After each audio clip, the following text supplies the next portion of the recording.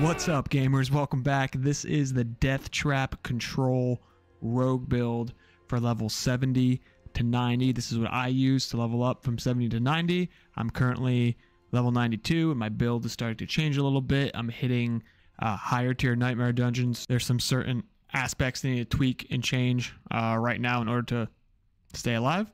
But from 70 to 90, I use this build specifically.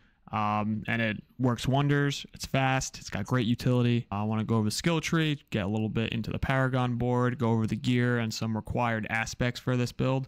And I definitely want you all to try it out. It's great. It's fast. It's strong. It's tanky. Great single target DPS for bosses. Great crowd control for mobs when you're running nightmares, when you're running hell tides. So let's get into it.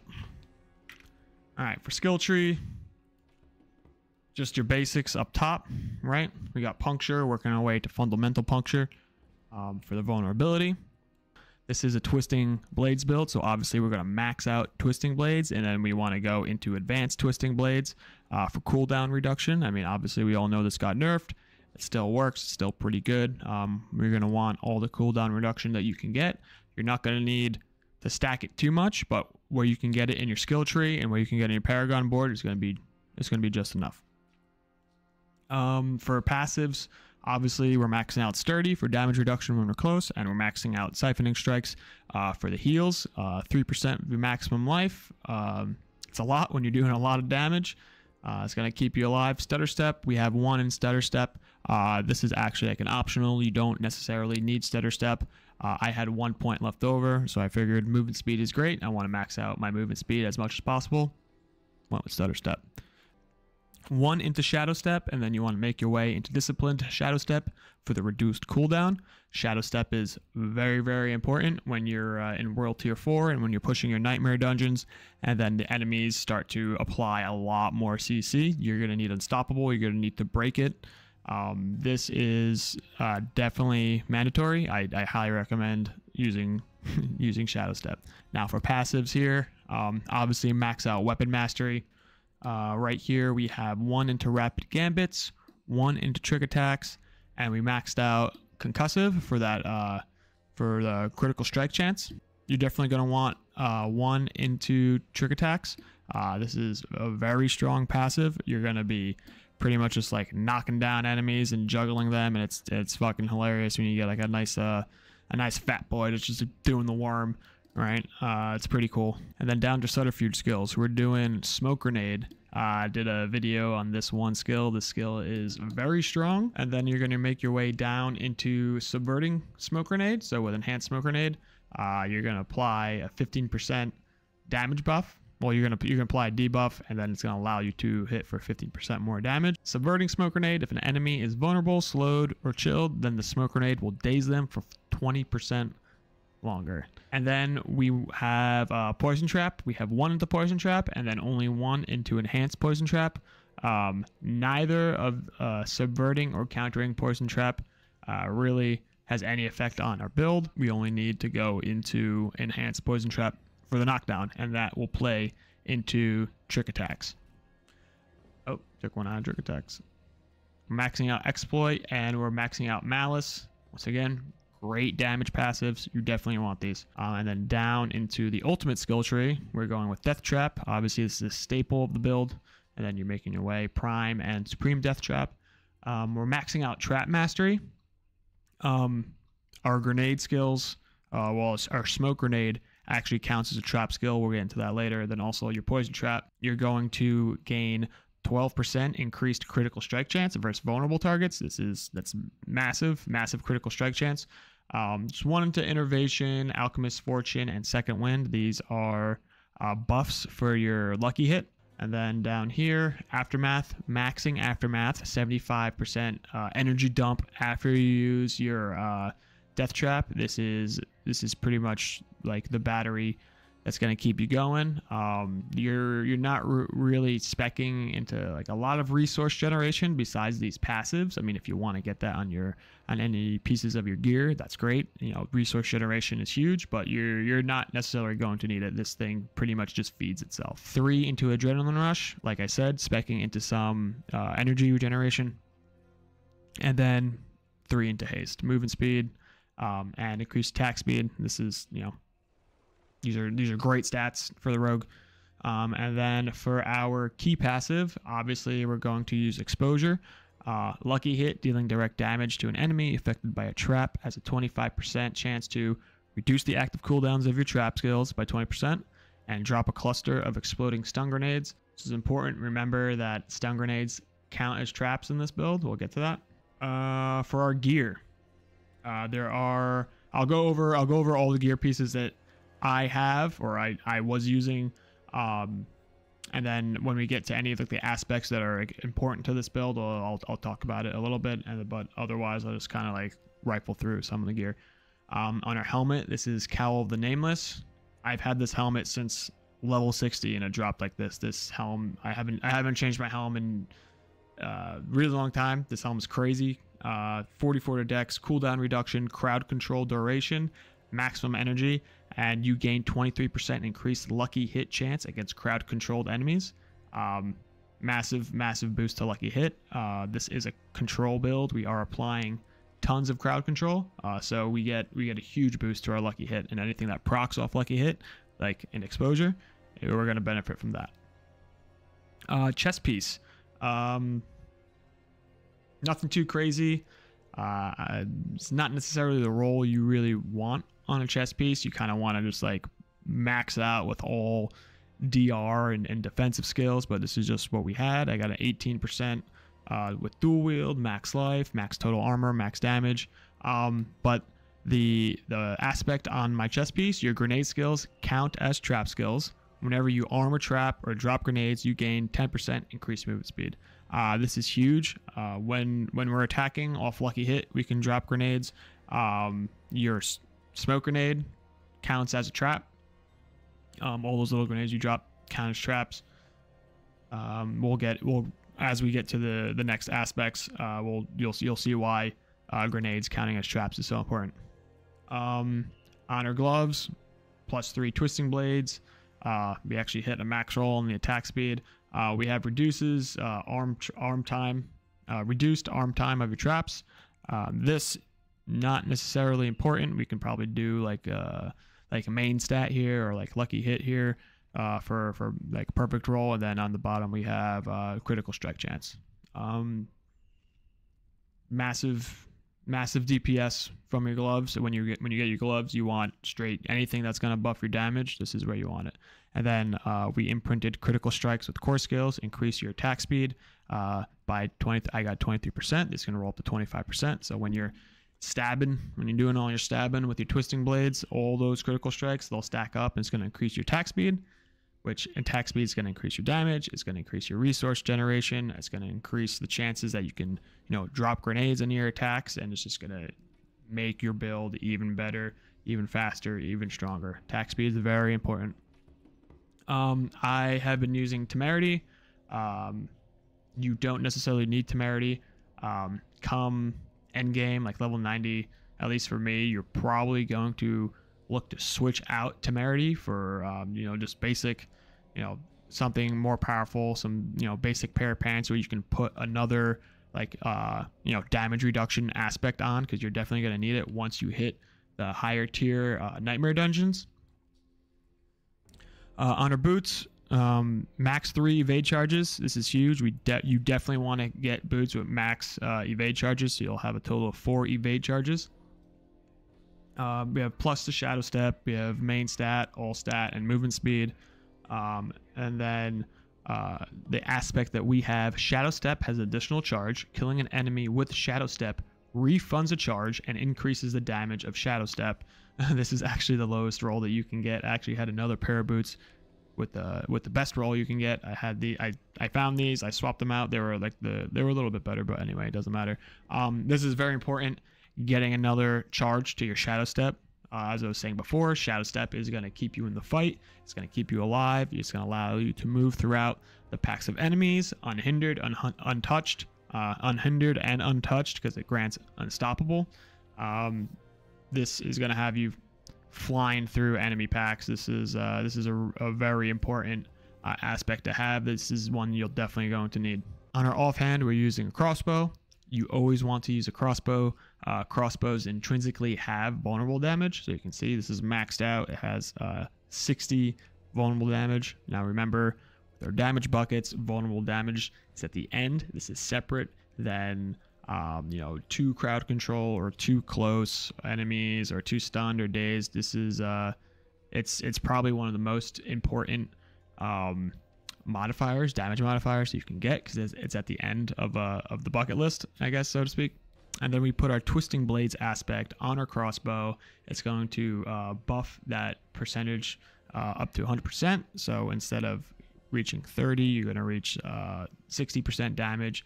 And then for returning, you're going to get dealing 30% damage. For an amulet, I have the what's the name of this? I forget the name of this aspect. It's when you deal damage and you gain stacks of armor. We had a perfect one. I put it on the amulet for a 50% boost, so now it goes up to 75%. Amulets are really strong. You can either go kind of utility like this. This is a little bit of everything. You can go with like a pure damage amulet, or you can go with a pure defensive amulet. I got a max roll. My main stat percentage is a huge buff to dexterity. Got some damage reduction, trap skill cooldown, which is, yeah, it's good. I can probably get better perks, or excuse me, probably get better affixes on this. But this is really kind of like the best utility amulet that I've had. I haven't really found anything that's necessarily like GG yet, but you can get passives on your amulet up to +3 skills. You can get like malice or exploit or like imbuement skills, stuff like that. Anything like that is huge. Any kind of plus to skills is phenomenal. Definitely want to try and get +3 to your skills, if anything. For rings, the aspect we have: when you evade or shadow step, you leave behind a cluster of exploding stun grenades. Now, why is this important? Our grenades count as traps. So once again, when we're shadow stepping, when we're evading, we're dropping grenades, which count as traps. When we're attacking, you drop grenades, they count as traps. So we're dropping grenades, and what happens with these grenades, not only do they count as traps, it's a trap, but they will daze enemies, and then also dealing damage with your traps reduces your trap skill cooldown, and then that would come to our next aspect. Using an agility skill reduces the cooldown of your next subterfuge skill, and then using a subterfuge skill increases the damage of your agility skill. You use your shadow step, decrease cooldown of your traps. You use your traps, increases the damage of your shadow step. So you can see where the synergy is back and forth between your traps and your agility skills. And on your rings, you want crit strike chance, critical damage. You want to get vulnerable damage, and then if you want to get another one of damage modifier in a different bucket. So I have damage to injured, or damage to dazed, or damage to stunned. Also, plus the life is great. Lucky hit is also great on your rings. And for my weapons, I have a condemnation. The unique affix actually has a perfect roll up to 40. Condemnation is a very good dagger. Huge under the hood buffs, so to speak. Not necessarily directly linked to your attack power. Not a lot of main stat. Not a lot of what's the word I'm looking for? It doesn't have a lot of like big percentage numbers, right? You're going to see this, you're going to see like 14, 16%, and it's kind of turn you off. Condemnation is a very good dagger. It increases your basic skill attack speed, and remember, Basic skill attack speed means energy regeneration. Critical strike chance against injured enemies. This is massive. Massive critical strike chance against injured enemies. I mean, up to 18% critical strike chance. That's huge. Damage while dual wielding. Core skill damage. That's going to directly buff your twisting blades. And then for the unique affix, your core skills deal 40% increased damage when spending 3 combo points. Your basic skills using this weapon have a chance to generate 3 combo points. Combo points is great. It actually massively increases the damage of your twisting blades. And then offhand, Shear's Conjar. This dagger is an insane offhand dagger. This is going to juice up your attack speed tremendously. This can go up to 30%. I only got a 23% roll. It doesn't matter. If you have one of these, definitely use it on your offhand. Like I said, attack speed before. This is going to cause more damage, more lucky hits, more energy regeneration, more grenades dropping. I can't take this thing off. I can't, like, if I use like a regular dagger or like a sword or something, it just feels incredibly slow, and I can't go back to using like a regular weapon. Like, I always have to have this on my offhand. It's that good. And now for our Paragon board, we'll take a sneak peek into our Paragon board. First board, you're going to want to put in the closer glyph. This buffs your twisting blades, and then while wielding melee weapon, you take 10% damage reduction. And then for every point of dexterity that is within the glyph radius, it's going to boost that damage up significantly. So because dexterity is our main stat, we have tons of dex. And then you want skillful, and then you want lawless. Massive damage boost, massive armor boost.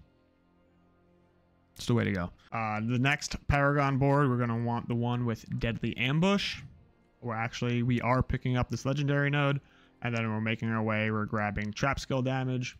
This is going to buff our trap skills. Not necessarily poison trap or smoke grenades are sources of DPS, but death trap is a trap skill, so a 30% damage buff to death trap is great. We're going to be using it. We're a death trap build, obviously. And then you want to make your way up to the glyph socket. We're going to use Diminish. This grants bonus percentages to the surrounding nodes, to the rare nodes specifically. So our engineering and our cunning nodes are going to get huge buffs. So damage to enemies affected by trap skills, and then damage reduction from enemies affected by trap skills. And then you want to get as many blue nodes as you think you need. Just remember, you don't always need to get all the blue nodes. You want to make your way through the Paragon board. You want to get the glyph, possibly the legendary power, and then you want to get out. And then on to the next board, on to the next glyph, on to the next legendary power. So we're making our way out. We're grabbing Spearhead on our way in. Or if you wanted to do that after you finish, you can get Spearhead after you finish it before you make your way out. Then you want to make your way to the middle of the board where you're grabbing Wiles and you are grabbing Devious. This is damage to crowd control and damage reduction from crowd controlled enemies. We are a control build. We are applying lots of crowd control, very important. And then we're picking up the glyph socket where we're putting in combat. This increases the critical strike damage with your core skills, specifically your twisting blades. Massive 83% critical strike damage with twisting blades. And then also, if you meet the secondary requirements, you restore 12% of the energy used to use twisting blades. So that just means more energy you have, more twisting blades to pump out, more damage. We are picking up the cheap shot legendary node, and then we're also picking up Safeguard, and we're also picking up a press, and then we're making our way up into the next Paragon board. This is Tricks of the Trade. We are not grabbing this legendary power, but we're grabbing Brawler for a nice buff to enemies that are close. Going through Lawless, you're getting this glyph socket as well as the focused rare node. And in this glyph socket, we're using Turf. and this is going to apply more damage to closer enemies, and then you're going to get more damage reduction, 10%. You're going to need it. And then leaving this board, you want to make your way up to Havoc. This is massive rare node. I actually want to get these other two blue nodes before. Well, actually, I mean, I already went with this, but I'm definitely going to grab these. But it's this huge 30% critical strike damage and 10% physical damage. This is a huge rare node to get. Massive damage boost. And then into our last board, you're going to want to make your way to your glyph socket, where you're going to pick up training and knowledge. This is a 10% damage buff. It's actually a 20% damage buff when it's fully leveled up. And then training is going to increase your maximum life and dexterity. And then in this glyph socket, we're going to be using exploit. Exploit actually, where is exploit? I got up here. For every 5 strength purchased within range, you deal increased damage to vulnerable targets. When an enemy is damaged by you, they become vulnerable. I mean, you're a rogue. You're not going to have any trouble making enemies vulnerable. This is just going to buff your vulnerable damage, which is huge. If you know anything about damage buckets, vulnerable damage comes at the end of your of the damage equation, and then that's going to provide a massive damage buff, more than like damage to closer, damage to daze, damage to crowd control. All right. I went over the skill tree. I went over the Paragon board. I went over the gear. I went over the specific aspects that you need. Remember, you want your grenade skills count as trap skills. You want Shadow Step has an additional charge. You want when you invade or Shadow Step, you leave behind stun grenades. And also, you definitely want using an agility skill, reduces cooldown of your subterfuge. So I'll take you out into the field. We'll field test this. I'll kind of show you how to use the build and what it necessarily does. For specializations, you can use any of the 3. I always kind of swap between all 3: combo points, inner sight, and preparation. If you don't have condemnation, I would recommend only using preparation. You're only going to need preparation. If you're doing like a world boss or something, you can obviously use inner sight if you want. Preparation actually is very good versus bosses. Probably I'd say on par with inner sight, just because of the aftermath energy dump that you use after you're using your trap skill, or after using your death trap. It's gonna just dump your energy, right? You're just gonna use all your energy and you're gonna fill it right back up again, and you're gonna use it all and you're gonna fill it right back up again, as opposed to like inner sight, which is just gonna keep it up for 4 seconds after you hit so many times. So where do you want to go? Where do you want to go? Should we do we can do like a nightmare dungeon, or we'll do like a small one, just to, I mean, do we even have an easy one? 49er, 44. Shit. Fuck it, we'll do a 44. No. We'll do it live. Fuck it. Do it live. I'll write it and we'll do it live. All right, we're here. So, how this build works: you want to throw your smoke grenade, stun an enemy or small group of enemies, and then you want to get in. You want to lay your trap down. Then you want to death trap and suck in all the nearby enemies, and then you're just going to pound down, puncture, twisting blades, and then just repeat that cycle over and over and over and over. You're going to group, kill, explode, whatever you want to call it. Now, when using preparation, every time you pop your death trap, it's going to instantly reset the cooldown of your other traps. So you're going to chuck your smoke grenade, lay your trap, use death trap, you get everything back. It's nutty. We'll rifle through this real quick. And remember, you want to use your Shadow Step to kind of go from one end of the pack to the other end of the pack, and then your twisting blades follow you through for extra damage. Just get out. Get in, get out. I need more time. Alright, and when we're killing, we're getting movement speed boost. So we're Audi 5000, my friend. Audi 5000. I need time to do that. Look at that. Look at that big guy. He's down. He's down. Just full control over enemies. Any more time. You don't need any DR. You don't need any DR, to be honest. Once you hit like Nightmare Dungeon 50, you're gonna want to spec into DR because it gets pretty nutty. You pretty much start getting like one shot by almost anything. But 49 and under, you're not gonna need any kind of crazy amounts of damage reduction. Whatever you get from your Paragon board and your skills will be just enough. I'm not ready yet.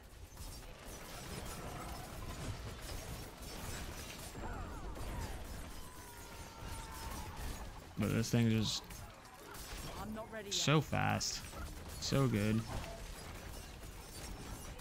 Down. They're down. Down and out. Easy. Way too easy. I'm not ready yet.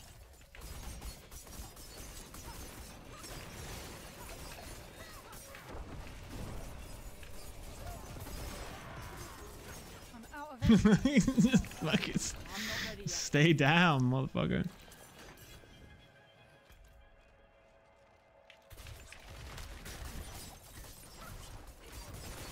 I need more time. Energy.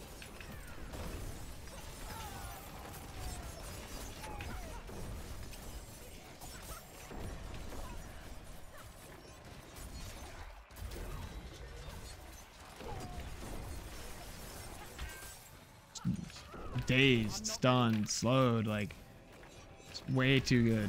Way too good. That daze is so strong. More time. We are using preparation right now for cooldowns, for like instant speed cooldowns. Alrighty, we're on our way. One more.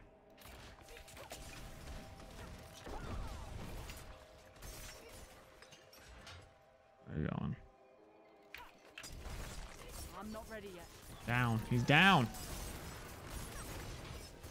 It's a smoke grenade, man. Smoke grenade's so strong. So strong.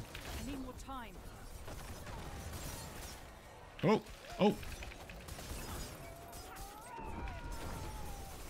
I need more energy. I need time to do that.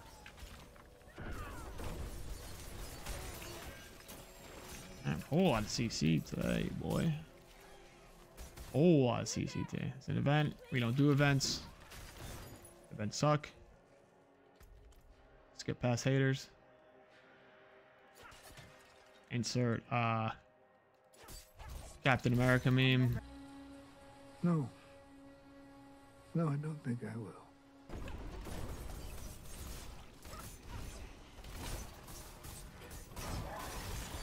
I need more time.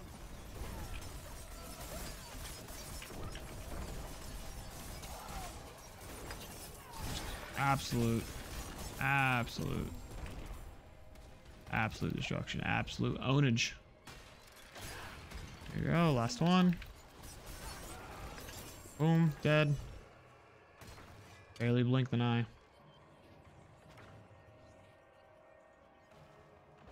And actually, I want to use preparation on this boss. I want to show you how preparation works on a single target boss. I need more time. I don't have enough energy. Actually, because of this guy, this is actually really good that we're using it on. Oh, we killed him. Fuck it. But like in those shadow pools, I like it because sometimes you hit your inner sight and then you hit in a shadow pool and then you just kind of waste the 4 seconds trying to get out. But preparation, really good. Highly recommend using preparation, but you can also use combo points and you can also use inner sight if you like. I hope you liked the video. Make sure to like it. Make sure to sub it. Make sure to bell it. Drop a comment. Thanks for stopping by. I appreciate it. Peace.